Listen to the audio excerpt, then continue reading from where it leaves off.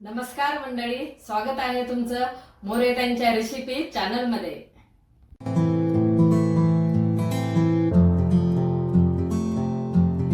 चला तर मग व्हिडिओमध्ये पुढे जाण्याआधी बेल आयकॉन दाबून चॅनलला सबस्क्राईब करा आणि सुरू करा मोरेताईंसोबत आजची ही चवदार रेसिपी बनवायला। चला तर मंडळी, आज आपण एकदम साधी सोपी आणि आम्ही जे नेहमी आम्ही भाजी करतो का ती एकदम साध्या आणि सोप्या पद्धतीने मी तुम्हाला वालाच्या शेंगाची भाजी करून दाखवणार आहे। तर त्याच्यासाठी मी निवडून घेतलेले ते दाखवते। निवडून घेतलेल्या शेंगा, आता आम्ही वाल म्हणतो, तुम्ही काय म्हणता ते पण मला कमेंट मध्ये कळवा। आणि जास्त निबर पण नाही, असे जास्त असे एवढे असे दाणे काही निघलेत। आणि कवळे शेंगा येतात, तर कवळ्या शेंगाचे एकदम बारीक बारीक आहे, तर ते दिसना पण हे असे बारीक अशा शेंगा घ्यायच्या निवडून, म्हणजे जास्त निबर नाही, निबर ना अशा कचकच लागत त्या खाताना। आणि बऱ्याचशा लोकांना हे आवडत पण नाही, पण एकदम अशा साध्या पद्धतीने करायच्या आणि कोरड्या करायच्या, खूप छान भाजी होते याची। आता हे निवडून घेतलेल्या फक्त धुवायच्या राहिल्यात, तर मी आता स्वच्छ धुवून घेते।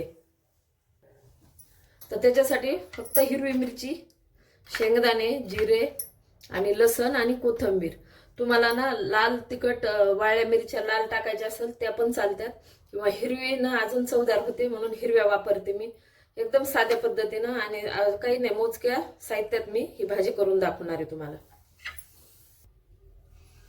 आता ना ह्या शेंगा आहे का एक तर पाण्याने धुतल्यात, आता ही दुसरी वेळ आहे, 2 पाण्याने अशा धुवून घ्यायच्या। आणि शेंगदाणे आणि हिरवी मिरची मी आता बारीक करून घेते आणि नंतर आपण भाजीला सुरुवात करू करायला। आता आपण गॅस पेटवलाय, कढई ठेवले, तेल टाकलेले, तेल गरम झाले। आता अर्धा चमचा मोहरी टाकू आणि मोहरी टाकल्याच्या नंतर चांगली तडतडली ना की आपण हे हिरवी मिरचीचं वाटण कुटलेले, हिरवी मिरची आणि लसण आणि जिरे, लसण जास्त प्रमाणात टाकलं, छान चवदार भाजी होते। मग आता आपले मोहरी तडतडायली, आपण आता हे वाटण टाकू,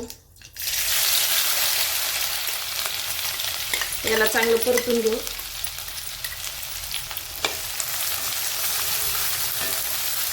हिरवी मिरची नसेल आवडत, पण कधी हिरवी मिरचीने ना चवदार भाजी लागते।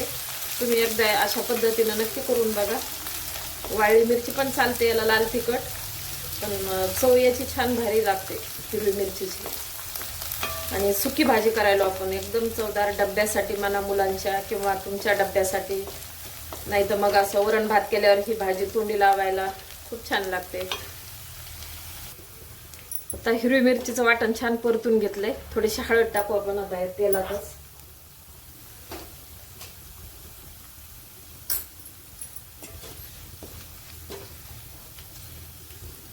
आता हळद पण आपली परतली। आता आपण हे धुवून ठेवलेल्या शेंगा नितळून घेतलेल्या आणि आता याच्यामध्ये टाकू आणि याला पण त्या वाटणामध्ये चांगलं परतून घेऊ आधी, आणि नंतर आपण मीठ टाकणार आहे। आधी याला परतून घेऊ छान। तर हे शेंगा एकदम मस्त अशा परतून घेतलेल्या, आणि कोणती पण सुकी भाजी करताना ना थोडी जाडच कढई घ्यायची, म्हणजे हे असं भाज्या परतायला ना खाली लागत नाही, काही नाही। आता पहा हे छान परतलेले। आता आपण याला ना शेंगदाण्याचं कूट टाकू। शेंगदाण्याचं कूट पण अगदी बारीक नाही कुठलं, मी असं ताजं ताजं कूट कुटलंय कशामध्ये, खलबत्त्यामध्ये। आणि हे पण हिरवी मिरची पण मी काय केलं, खलबत्त्यातच कुटली। आपल्याला जास्त बारीक पण नाही करायचं, कारण कोरड्या भाज्याला ना बारीक करायचंच नाही, असं जाडसर केलं ना छान लागतं। आणि आता आपण चवीनुसार मीठ टाकू।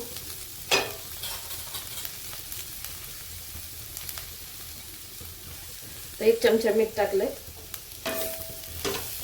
याला आता अजून एकदा परतून घेते आणि आपण झाकण ठेवू।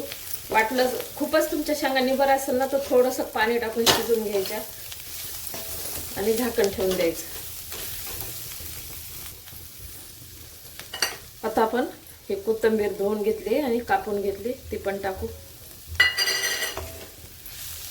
आणि शेंगा पण कशा निवडायच्या बरं का, आपलं ते मागचं आणि पुढचं देठ काढलं ना तर त्याची ती एक शीर असते, ती पण काढून घ्यायची, म्हणजे मग खाताना ना कचकच लागत नाही। आणि हातानंच शक्यतो हाताने निवडायच्या, म्हणजे मग ती शीर निघल्या जाते। तुम्ही जर चाकून कापल्या ना तर ते मग शीर त्याच्या शिरा ना निघतच नाही। आणि मग त्यानं जास्त ह्या शेंगा कचकच, त्याच्यामुळं जरा खायला कुणी पण म्हणजे नापसंत करते, पण खूप छान लागते ही भाजी अशा प्रकारे केली. आणि निवडायची पण पद्धत छान निवडल्यानं तर खूप छान लागते ही भाजी. आता मी काय करणार आहे, थोडंसं आपण याला कवळ्याच आहे पण थोडंसं पाणी टाकू म्हणजे अजून छान शिजतील. आणि झाकण ठेवू. अगदी 2-3 चमचे, मी छोटे आपले पोहे खायचे चमचे का ते 2-3 चमचेच पाणी टाकलेले. आता याला झाकण ठेवू आणि छान शिजून घेऊ. आता हे ताट ठेवते मी आणि याला 2 मिनिटं तरी आपण आता शिजून घेऊ. आता आपण ताट काढून घेऊ. वालाच्या शेंगा मस्तपैकी शिजलेल्या, छान शिजल्या. आता काढून घेऊ आपण. भाजी एकदम मस्त झालेली आणि छान वास येऊ लागलेला आहे. आणि ही भाजी ना ज्वारीची भाकरी, बाजरीच्या भाकरी बरोबर खूप छान लागते. तुम्ही पोळी बरोबर पण खाऊ शकता. तर अशा प्रकारे वालाच्या शेंगाची भाजी तयार आहे. एकदा नक्की ट्राय करा आणि कमेंटमध्ये कळवा. तुम्हाला हा व्हिडिओ आवडला असेल तर लाईक करा आणि अशाच प्रकारच्या चवदार आणि चमचमीत रेसिपीसाठी सबस्क्राईब करा आणि कमेंटमध्ये कळवा तुम्हाला कोणत्या रेसिपीज बघायला आवडतील. पुन्हा भेटूया एका नवीन रेसिपीसह एका नवीन व्हिडिओमध्ये. धन्यवाद.